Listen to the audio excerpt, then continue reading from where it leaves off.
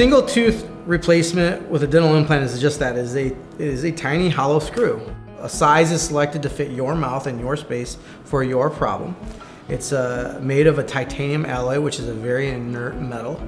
Almost no recorded issues of allergy to titanium alloy or titanium. And what happens is we put a titanium implant, this titanium implant, down where the root used to be. So the supporting structure, the root of your tooth that used to be there is now gone.